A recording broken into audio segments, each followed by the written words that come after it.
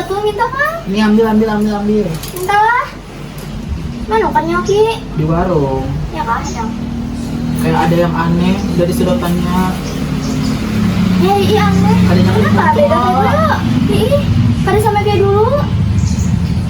Oh, itu terjadi karena adanya perubahan. Hah? Perubahan itu apa sih? Perubahan? Perubahan adalah proses peralihan atau beralihnya suatu keadaan, bentuk, sifat, ataupun perilaku seseorang yang berbeda dari biasanya. Nah, perubahan itu terbagi jadi 3 loh. Oh iya? Perubahan apa aja sih?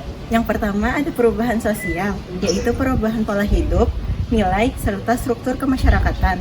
Kedua, ada perubahan terencana, yaitu hal baru yang sengaja diubah atau diatur.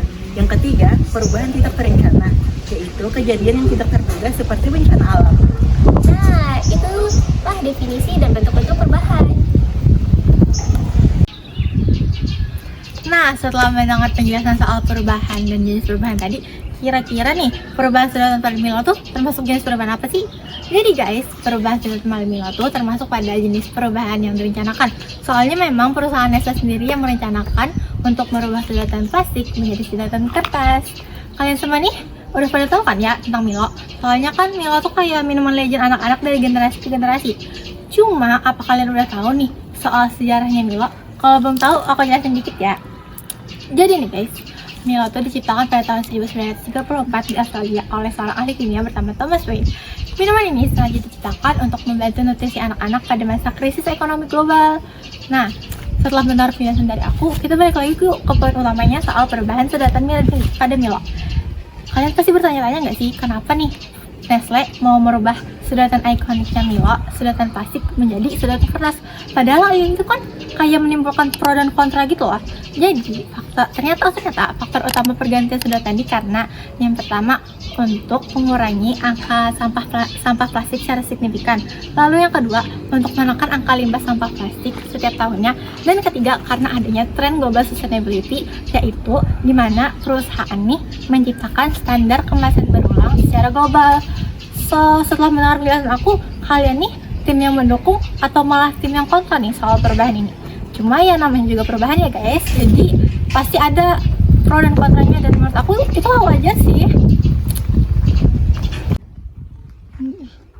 Nah, perubahan yang dilakukan oleh perusahaan Nestle ini tentunya memberikan dampaknya masing-masing. Dampak positifnya yang pertama yaitu untuk mengurangi puluhan ton sampah plastik sekali pakai setiap tahunnya. Yang kedua, untuk mendukung tujuan pengurangan emisi dan jejak karbon perusahaan. Ketiga, mendorong kesadaran konsumen anak-anak hingga dewasa terhadap isu sampah.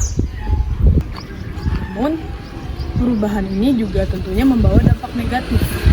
Karena ini adalah sedotan kertas, maka sedotan ini jika terlalu lama akan menjadi lembek dan lunak, sehingga pengalaman minum menjadi kurang. Karena sedotan rawan patah sebelum minumannya habis. Serta sedotan ini juga membutuhkan proses daur ulang khusus agar sampah kertas tidak menjadi lebih banyak menumpuk. Oh, jadi begitu ya alasannya kenapa perubahan itu bisa terjadi. Menarik ya. Dan begitulah perubahan bisa terjadi. Kalian juga paham kan? Perubahan pada sedotan Milo bertujuan untuk mengurangi sampah plastik. Lalu perubahan itu tidak bisa kita hindari, teman-teman. Dan juga perubahan dapat menimbulkan pro kontra. Dan itu juga hal yang wajar.